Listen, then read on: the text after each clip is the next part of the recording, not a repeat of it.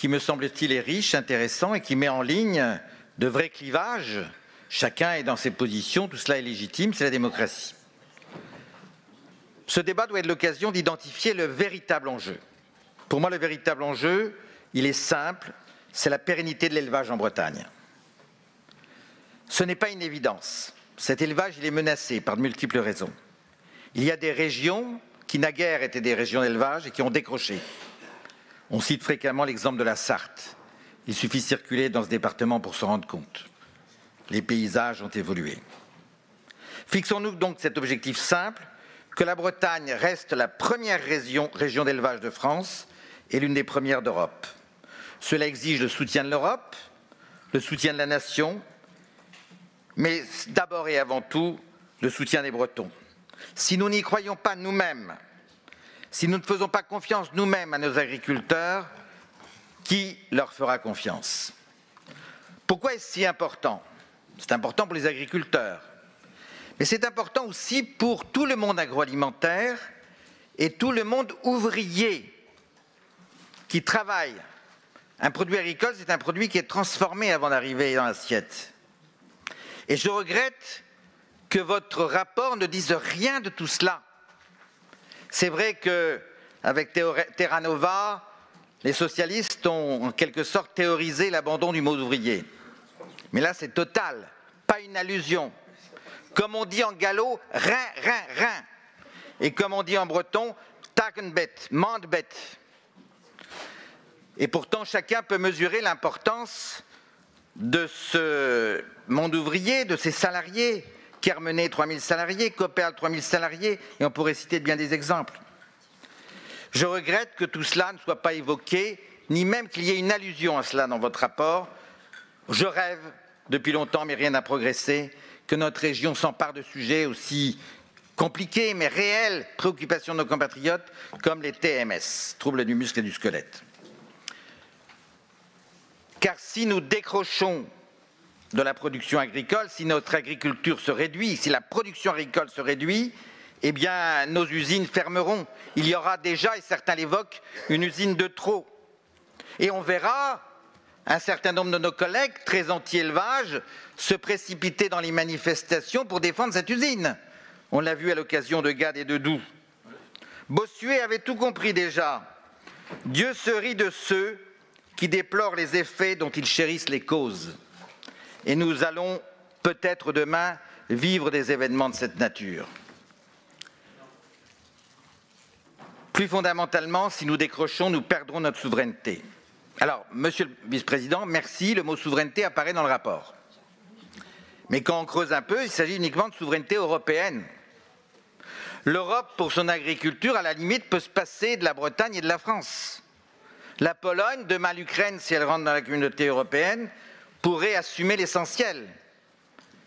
Les sols y sont plus riches, la main-d'œuvre y est moins chère, et les pouvoirs publics accompagnent au lieu de freiner leur production agricole. On l'a bien vu ces dernières années, en particulier en Ukraine. C'est déjà commencé.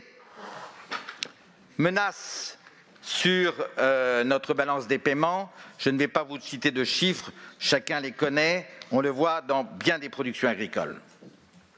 Alors la souveraineté, c'est déjà condamner, refuser un certain nombre d'accords européens. Ça a commencé par le Canada, ça s'est poursuivi avec la Nouvelle-Zélande. Et la perspective devant nous, en dépit des rodomontades de notre gouvernement, c'est le Mercosur. L'accord avec le Mercosur, avec votre ami, je parle à nos collègues de gauche, avec votre ami M. Lula, qui est devenu le grand défenseur des exploitations extensives. Le contraire de notre système à nous fait de petites et de moyennes exploitations, elles, intensives. Les plus gros chez nous, les plus gros producteurs que souvent vous brocardez, sont des nains à côté des producteurs, des grands producteurs du Brésil ou de l'Argentine. L'autre difficulté, elle est sensible, je le sais bien, mais je veux l'évoquer. C'est la question de l'Ukraine. Ce n'est pas parce que les Ukrainiens sont nos amis qu'on n'a pas le droit de dire un certain nombre de choses. Je voudrais évoquer en particulier la question du poulet, on pourrait évoquer l'œuf, mais la question du poulet. Et M. Koziuk, qui, à la tête de 30 000 salariés, de 300 000 hectares se voit offrir la possibilité, écoutez bien mes chers collègues, sans respecter nos normes, d'exporter vers l'Europe toute la volaille qu'il veut, sans droit de douane, sans contrainte, sans quota. Monsieur Koziuk, il a son siège à Chypre. Son entreprise est cotée à Londres. Monsieur Koziuk, Monsieur le Président, on a quelques souvenirs puisqu'il avait essayé à un moment donné de s'en prendre au groupe Doux et ça sentait tellement mauvais que tout le monde avait convenu qu'il fallait absolument éviter ça. Mais Monsieur Koziuk, il a plus que ses entrées en Europe. On embête le paysan breton qui a un jour de retard dans sa déclaration PAC et on laisse faire Monsieur Koziuk. À lui, on ne lui dit rien. Alors on nous répond clause miroir. Ça veut dire quoi, clause miroir? Ben, demain, ils appliqueront nos règles à nous. On va faire la loi au Brésil et en Argentine. C'est à peu près ça, les clauses miroirs, ça n'a rien donné. Les ministres successifs en ont parlé. Monsieur de Normandie en a parlé avec éloquence. Il s'est précipité de s'éloigner du ministère pour ne pas avoir à trouver des solutions qui n'existaient pas. Alors il faut maintenant sortir de tout cela. Qu'est-ce qu'il faut faire très concrètement? Premièrement, sortir des illusions. Une de ces illusions qu'on voit fréquemment apparaître, c'est l'idée d'agriculture urbaine, d'agriculture sur les toits. Ça apparaît en... Alors, monsieur le vice-président, je l'admets, vous n'êtes pas tombé dans cette illusion et je vous en sais. Plus redoutable et plus subtile, les illusions du tout bio. Le bio, c'est une réalité. Il y a des vrais professionnels du bio. Mais c'est un marché étroit. C'est un marché de niche. Tout le monde ne passera au bio, ne passera pas au bio. Pourquoi? Parce qu'on a oublié une donnée fondamentale. Nos compatriotes sont pauvres. Et nos compatriotes se sont appauvris, en particulier du fait de ce gouvernement. Le Premier ministre, M. Attal, en convient lui-même, puisqu'il a évoqué la multiplication du nombre de smicards. Et quelqu'un qui est pauvre, il regarde les prix. Il va vers le prix le plus bas, c'est encore plus net aujourd'hui qu'hier. Alors, attention à la montée en gamme. Elle peut exister, il y a toujours des niches, il y a toujours une clientèle. Mais la montée en gamme, elle ne sera pas systématique. Elle ne pourra pas être systématique. Illusion également du prix. On a entendu certains nous expliquer qu'Egalim 1 allait tout résoudre. Alors comme ça ne résolvait pas tout, on a fait Egalim 2. Un responsable paysan que je connais bien a eu cette formule, il va falloir attendre Egalim 27. On n'a pas le droit de raconter des blagues aux gens, mes chers collègues. Dans quel monde vivons-nous?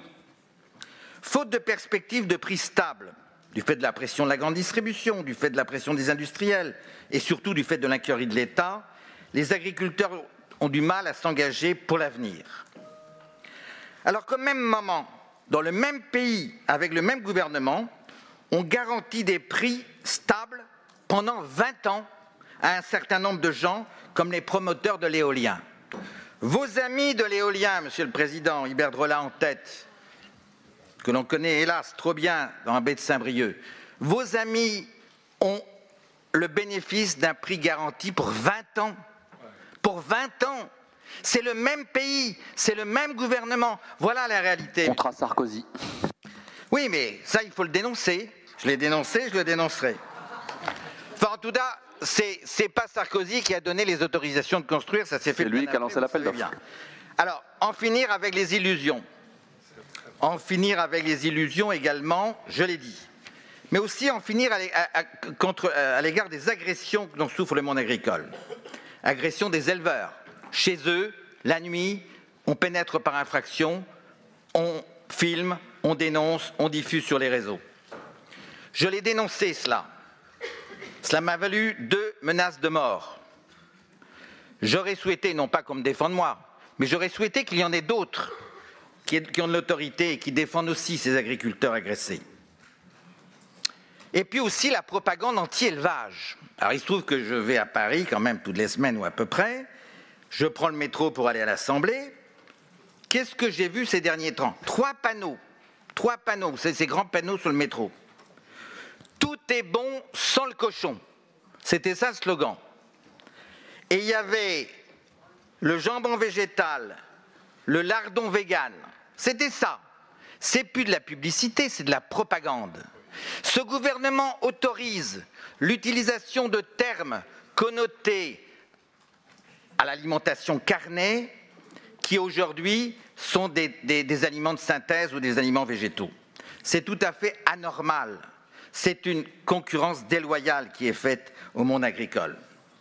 Alors plus subtilement encore, certains utilisent les grands principes, le climat en particulier, pour promouvoir la décroissance et figer les choses.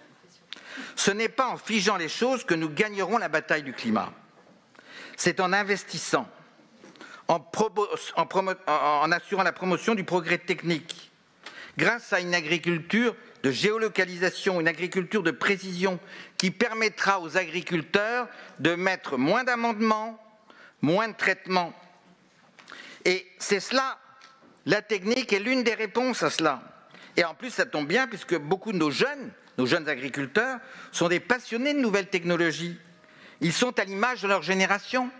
Donc on peut progresser, on doit progresser au lieu d'être sur des réponses d'hier. Éviter les illusions, je l'ai dit, repousser les agressions, je l'ai dit, en finir avec la réglementation. Réglementation excessive. Je suis d'accord de ce point de vue avec ce qu'a dit Olivier Alain hier, le sujet des agriculteurs qui se sont rassemblés ces derniers temps sur les ronds-points, c'était peut-être un sujet financier, mais c'était d'abord un sujet de réglementation et d'excès de réglementation, et le propos d'Adeline Berthelot l'a confirmé. Excès de réglementation, c'était très criant sur les barrages. J'ai en particulier entendu des femmes, parce que ce sont souvent elles qui remplissent les documents, qui ne supportent plus ces contraintes paperassières dont on a oublié la finalité elle-même d'ailleurs. C'est toujours la même chose. Quand il y a réglementation, le gros a les moyens de s'adapter. Le petit en crève ou se décourage. Retenons que ces manifestations paysannes de ces dernières semaines ont été très populaires, y compris dans le milieu urbain. Pourquoi ont-elles été populaires? Parce que les Français aiment leurs paysans, contrairement à ce que beaucoup ont dit. Et aussi parce que les Français, peu ou prou, mères de famille, chefs d'entreprise, salariés, sont aussi confrontés à cette paperasserie. Et de fait, nous avons assisté à une révolte par procuration de beaucoup de nos compatriotes. Ils ont adhéré à cette revendication.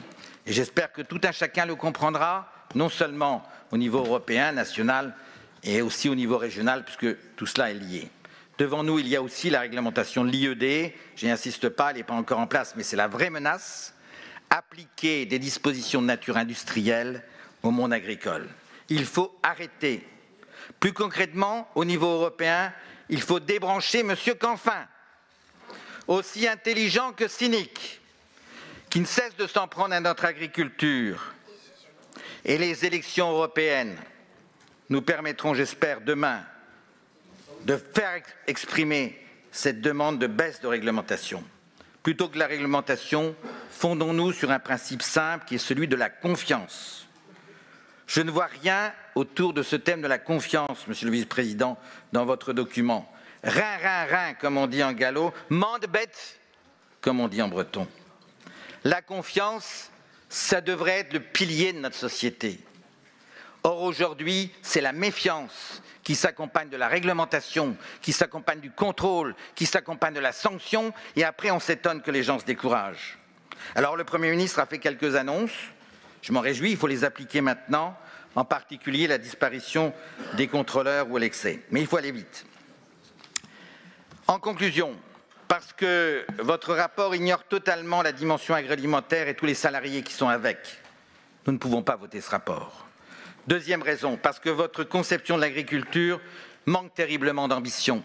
Nos agriculteurs sont les meilleurs de France et parmi les meilleurs d'Europe. Ils peuvent se comparer aux Danois et à quelques Néerlandais encore qui sont excellents dans ces domaines. Eh bien, il faut que nous sachions être à la hauteur. La Bretagne, ce n'est pas le Limousin, ce n'est pas une agriculture qui pousse les animaux dans les montagnes. C'est une agriculture qui peut produire, qui peut faire des choses. Parce que votre idée également, troisième raison qui fait que nous nous opposerons à ce rapport, parce que votre idée est de faire de l'agriculture un exécutant docile de votre politique environnementale, un sous-produit de l'écologie. Vous comprendrez bien que nous ne pouvons pas adhérer à cela. Pour ces différentes raisons, nous nous opposerons, Monsieur le Président, pardonnez-moi, Monsieur le Vice-président, à votre rapport. Merci à vous. Je dirais à Alain Rousset toutes les méchancetés que vous avez dit sur le Limousin. Gilles Pénel. Ouais. Monsieur Pénel, vous avez la parole pour 10 minutes.